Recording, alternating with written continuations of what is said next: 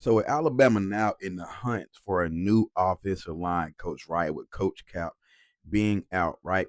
Here are three guys who I feel like would be the best men for the job for Alabama. Let's go. Up first, we got George Barnett, right, who is currently the offensive line coach at Iowa. Okay, now when you think of an Iowa offensive line, what do you think of first? Physical, dominant, and they love to impose their will, right? And they just won the Joe Moore Award, so you could tell that's what they did all season, right? So listen, 2,300 rushing yards, right? 4.6 yards per carry, okay? 177 basically yards rushing per game, right? With 28 rushing touchdowns, right? That is exactly what Alabama needs in Tuscaloosa.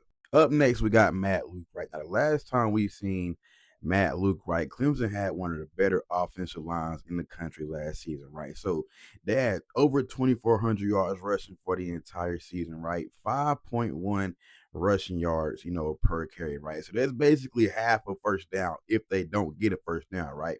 173.4 rushing yards per game, right? With 23 rushing touchdowns. Matt Luke is another great name that I feel like will fit the job at Alabama. And then last but not least, man, we got Scott Huff, who was a part of that Washington team with Kalen DeBoer, who went to the national championship. Right now, they only rushed for 118 yards per game, right? But they too won the Joe Moore Award, right? Which is awarded to the nation's best offensive line in the country, right? So don't be surprised if we hear Scott Huff's name to come back and team up with Kalen DeBoer. So those are my three names that I feel like would be best fit for the offensive line job at Alabama. Roll Tide.